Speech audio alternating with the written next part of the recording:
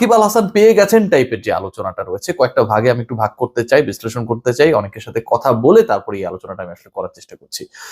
এক নম্বর হচ্ছে তিনি পেয়ে গেছেন কিনা, গ্রিন সিগন্যাল পেয়ে গেছেন কিনা, ঢাকা 10, মাগুরা 1 বা 2 কোন একটা আসন থেকে তিনি নির্বাচন করছেন কিনা, এটা কি কনফার্ম? সাকিবকে কি কনফার্ম করা হয়েছে? প্রথম উত্তর হচ্ছে না।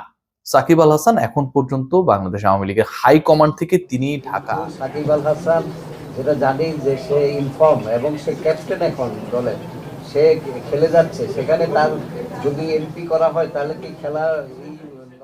আসসালামু আলাইকুম সুপ্রিয় দর্শক বন্ধুরা, সাকিব আল হাসান নির্বাচনে আসাকে কেন্দ্র করে অনেক আলোচনা এবং সমালোচনা হয়েছে। আর সেই আলোচনা এবং সমালোচনার মধ্যে বেশ কিছু প্রশ্ন জেগেছে।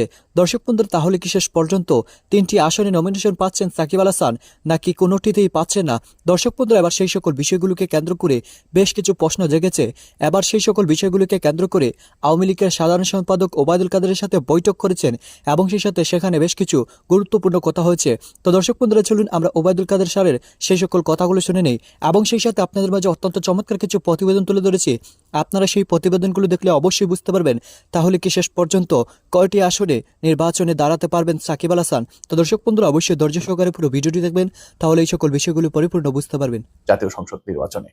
সো সাকিব আল হাসান পেয়ে গেছেন টাইপের যে আলোচনাটা রয়েছে, কয়েকটা ভাগে আমি একটু ভাগ করতে চাই, বিশ্লেষণ করতে চাই, অনেকের সাথে কথা বলে তারপরে এই আলোচনাটা আমি আসলে করার চেষ্টা করছি।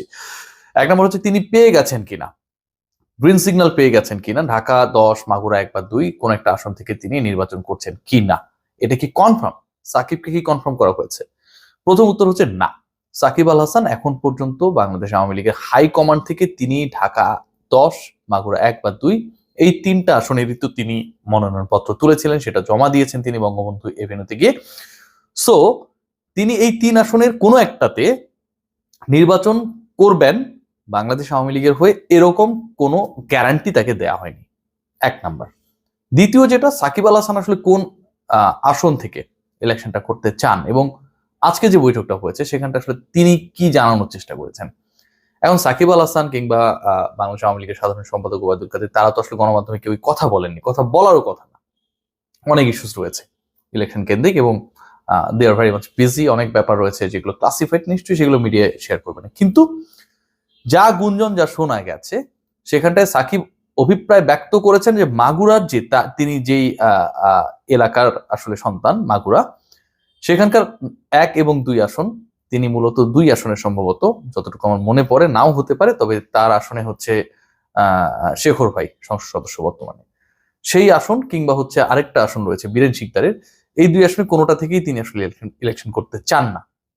সাকিব আল হাসান অভিপ্রায় ব্যক্ত করেছেন যে সাকিব আল হাসান ইলেকশন করতে চান ঢাকা 10 থেকে, অর্থাৎ যেই আসনটা হচ্ছে 32 নম্বর এবং হচ্ছে ধানমন্ডি যে কার্যালয়টা রয়েছে সেখানটাকেও কাভার করে, ধানমন্ডি এরিয়াটাই বেসিক্যালি কাভার করে এবং বঙ্গবন্ধু শেখ মুজিবুর রহমানের আসলে স্মৃতি বিজড়িত একটা জায়গা, মানে পুরো আসনটাকে যদি আমরা বিশ্লেষণ করার চেষ্টা করি, সেই আসন থেকে তিনি নির্বাচন করতে চান, মাগুরা থেকে তিনি ইলেকশন করতে চান না। এটা মোটামুটি নিশ্চিত হওয়া গেছে, জানা গেছে, কারণ সাকিব আল হাসান মাগুরা থেকে ইলেকশন করতে চাইলেও মাগুরায় আসলে তার জন্য ব্ল্যাঙ্ক না। সো সাকিব আল হাসান যেহেতু সংসদ সদস্য হতে চান, সংসদে যেতে চান, পলিটিক্স করতে চান, এবং মাগুরায় তিনি কেন আসলে মাগুরা থেকে চাচ্ছেন না, ঢাকা থেকেই চাচ্ছেন, এই যে আলোচনা, এই যে ডিসকাশনটা, এটার মূল কারণ যেটা বললাম যে ওই জায়গায় তার জন্য ব্ল্যাঙ্ক নেই। এন্ড সেকেন্ড পয়েন্ট যেটা, তৃণমূলের নেতা যারা আসলে রাজনীতি করেন মাঠ থেকে, তারা আসলে কোনোভাবেই সাকিবকে একসেপ্ট করছেন না। মাশরাফির ব্যাপারে ঘটনাটা ছিল ভিন্ন গেল সংসদ নির্বাচনে, বাট সাকিবের ক্ষেত্রে কেউ আসলে তাকে একসেপ্ট করছেন না, কোনোভাবেই কোনো ইনভলভমেন্ট তার বা তার পরিবারের নেই। সেই জায়গায় সাকিব এসে অনেকটা উড়ে এসে জুড়ে বসে ইলেকশন করে এমপি হয়ে যাবেন, এরকম ব্যাপারটাকে আসলে কেউ একসেপ্ট করছে না। সো ঢাকা থেকে তিনি ইলেকশন করতে চান। এখন জটিলতা কেন হয়েছে, কি কারণে সাকিব আল হাসানকে কনফার্ম করা হয়নি যে সাকিব আল হাসান ঢাকা থেকেই ইলেকশন করবেন বাংলাদেশ আওয়ামী লীগের হয়ে? কয়েকটা কারণ রয়েছে। নাম্বার 1 যেটা, ঢাকার আসনগুলো কিন্তু আসলে অনেককেই দেওয়া হয়, যেমন আমরা ঢাকা 17 আসনে অনেক সময় দেখতাম যে হুসেন মোহাম্মদের সাথে ইলেকশন করতেন, এখন আরাফাত ভাই ওখানকার সংসদ সদস্য, মাঝখানে ওনার সাথে আরো অনেকেই প্রতিদ্বন্দ্বিতা করেছিলেন, করছেন। তো ঢাকার আসনে বন্টনগুলো হয় কি, অনেক ক্ষেত্রে রাশেদ খান মেনন সম্ভবত ঢাকা থেকেও ইলেক্টেড হয়েছিলেন, বা এখনো সম্ভবত সংসদ সদস্য, আমি আসলে পলিটিক্সের ব্যাপারগুলো কম জানি, যতটুকু মনে পড়ে, ভুল হলে ক্ষমা প্রার্থী। তো ঢাকার আসনগুলো হচ্ছে অনেক বেশি ফ্ল্যাকচুয়েটিং, মানে এখানকার যে লোকাল লিডাররাই সবসময় পেয়ে যান এরকমটা না, সো ওই আমার কাছে মনে হয় যে স্পেসটা রয়েছে। তো সাকিব আল হাসান যেহেতু ঢাকার আসনটা থেকে মাগুরায় যেই পলিটিক্সটা তিনি শিকার হচ্ছেন, খুব স্বাভাবিক, ওখানকার লোকাল লিডাররা তো সহজেই ছাড়বেন না, তারা পলিটিক্স করেছেন সেখানটায়। তো ঢাকায় তো এরকম না, ঢাকা 10 আসনেও এর আগে আমরা দেখেছিলাম ফজলুল তাপস, যিনি বর্তমান ঢাকা দক্ষিণ সিটি কর্পোরেশনের মেয়র, তিনি ছিলেন। তারপরে মহিদুল সাহেবকে সম্মত দেওয়া হয়েছে এখানটায়, তিনি একজন ব্যবসায়ী। সো চেঞ্জ হয়, সাকিব আল হাসান ওই জায়গাটা যেতে চান। কিন্তু ঢাকা 10কে কেন্দ্র করে তো অনেক আলোচনা রয়েছে।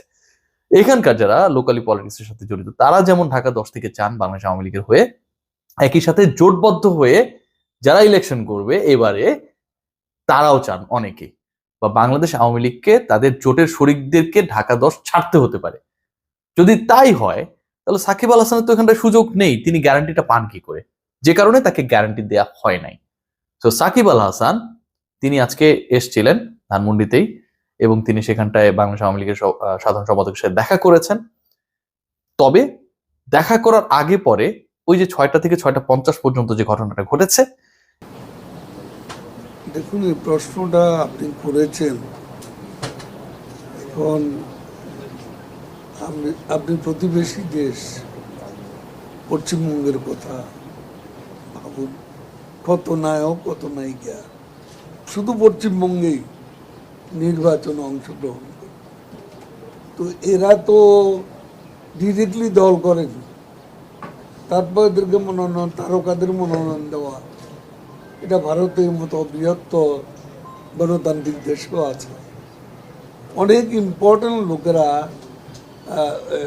স্টাররা ভারতের জাতীয় নির্বাচনে অংশগ্রহণ করে। এই ক্রিকেটার যদি বলেন, এই কিছুদিন আগেই তো গৌতম গম্ভীর অটোমেটিক বিকাশ করতে সেট করুন অটোপে। বিকাশ থাকলে আর কি লাগে। কিন্তু তারা কিন্তু খেলার মাঠে নাই, তারা কিন্তু রিটায়ারমেন্টে যাওয়ার পরে কিন্তু ভারতে তাদেরকে মনোনয়ন দেওয়া হচ্ছে। কিন্তু সাকিব আল হাসান যেটা জানি যে সে ইনফর্ম এবং সে ক্যাপ্টেন এখন দলের, সে খেলে যাচ্ছে, সেখানে তার যদি এমপি করা হয় তাহলে কি খেলা নষ্ট হয়ে যাবে না? সে হয়তো তার চিন্তা ভাবনা, সে হয়তো এখন রাজনীতি করবে, এটাই তার ইচ্ছে। জনগণের সেবা করবে, এলাকার লোকের সেবা করবে, খেলবে না। তো দর্শক বন্ধুরা, আপনারা হয়তো পুরো ভিডিওটি দেখে এবং তাদের এই সকল কথাগুলো শুনে অবশ্যই বুঝতে পেরেছেন, অবশেষে সাকিব আল হাসানের নির্বাচনে আশাকে কেন্দ্র করে এবার বেশ কিছু প্রশ্ন জেগেছে। কারণ মাগুরা 2টি আসন তিনি দখল করেছেন এবং ঢাকার একটি আসন দখল করেছেন। তবে সেই আসনগুলোতে তিনি নির্বাচনে দাঁড়াতে পারবেন কিনা সেটা নিয়ে সন্দেহ রয়েছে। দর্শক বন্ধুরা, এখন দেখার পালা কবে সেটা সমাধান হয়। তো দর্শক বন্ধুরা, এবং সেই সাথে ওবায়দুল কাদের স্যারের এই সকল কথাগুলো শুনে এবং সাকিব আল হাসানের নির্বাচনে আশাকে কেন্দ্র করে আপনারা কিভাবে দেখছেন অবশ্যই কমেন্ট করে জানিয়ে দিবেন। তো দর্শক বন্ধুরা, এ বিষয়ে আপনাদেরকে মতামত অবশ্যই কমেন্ট করে জানিয়ে দিবেন। তো ভালো থাকুন, সুস্থ থাকুন, আল্লাহ হাফিজ, আসসালামু আলাইকুম রহমতুল্লাহি ওয়া বারাকাতুহু।